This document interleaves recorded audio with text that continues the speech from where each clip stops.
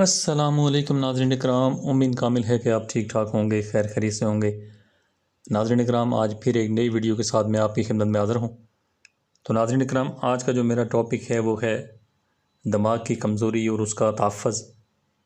तो दिमाग की कमज़ोरी के लिए आप कौन से टोटके इस्तेमाल कर सकते हैं और कौन से टोटके जो है इसमें फ़ायदा करते हैं, और इंतहाई बेहतरीन किस्म का टोटका भी मैं आपको बताऊँगा, जिससे आपको दिमागी कमज़ोरी के हवाले से मसाइल ख़त्म हो जाएंगे।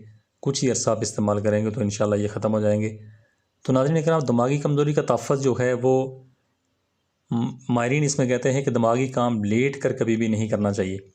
अगर आप कोई भी ऐसे दिमाग लगाने वाला काम अगर करते हैं या किसी मसले में आप जो है ना काम कर रहे हैं, तो किसी भी टॉपिक पे आप अगर काम करना चाह रहे हैं तो लेट कर आप कभी भी मत करें। आप बैठ के करें, खुली हवा में करें, अच्छी फ्रेश जगह पे करें, तो जहाँ पे बाकी शोर शराबा न हो वहाँ पे आप बैठ के दिमागी काम करें। अगर दिमागी काम आप किसी गुंजान जिस तरह से लोग होते हैं वहाँ पे अगर काम करेंगे, या तो आप लेट के काम करेंगे या तो आप अच्छी फ़ज़ा नहीं होगी वहाँ पे आप काम करेंगे, तो दिमाग पे वैसे भी आपको असर पड़ेगा, अच्छी खासी टेंशन हो जाएगी। तो दिमागी काम करने के बाद चंद मिनट जो है मुतवातर लंबे सांस लेने चाहिए। माहिरीन ये भी कहते हैं दिमागी काम जो है हमेशा की खुली रोशनदार और हवा वाली जगह पे आपको बैठ के करना चाहिए। उसके अलावा दिमागी काम करने वालों को बाग की सैर जो है वो करनी चाहिए। दिमागी काम से थकान का एहसास हो तो कम से कम 1 पाव या सवा पाव पानी जो है या दूध जो है एक घूंट पीना चाहिए। दिमागी मेहनत से थकने के बाद खुली हवा में सर को दोनों हाथों से आहिस्ता आहिस्ता मलना भी थकान को दूर कर देता है, इससे भी आपको फ़ायदा होगा।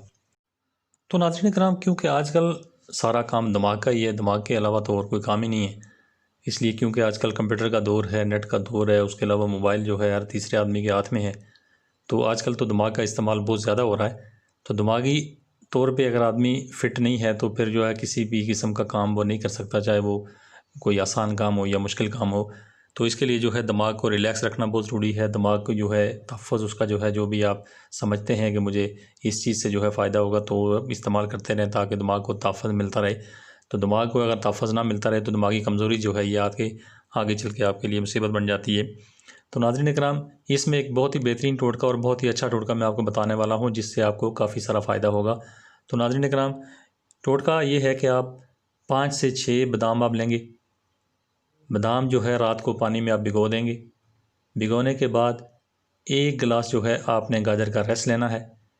1 गिलास गाजर का रस आप ले लेंगे तो सुबह को जो है बादाम के छिलके जो हैं वो आपने उतार देने हैं। उतारने के बाद थोड़ा सा बादाम जो है आपने कूट पीस के किसी लंगरी में कूट लें या हाथ से मसल लें, किसी तरह भी आप उसको कूट पीस के तो आपने उसी गाजर के जूस में शामिल कर लेना है।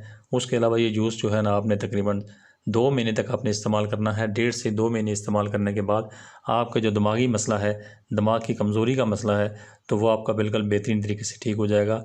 और मज़ीद काफ़ी सारी चीज़ें इसमें बाकी भी ठीक हो जाएंगी। असाबी कमज़ोरी के हवाले से, पट्टों की कमज़ोरी के हवाले से भी बहुत बेहतरीन चीज़ है। तो ये आप इस्तेमाल करें, इससे आप फ़ायदा उठा सकते हैं। तो नाज़रीन इकराम, ये थे कुछ टोटकाजात जो मैंने आपको दिमाग के हवाले से बताए हैं। तो उम्मीद है कि आपको वीडियो पसंद आई होगी।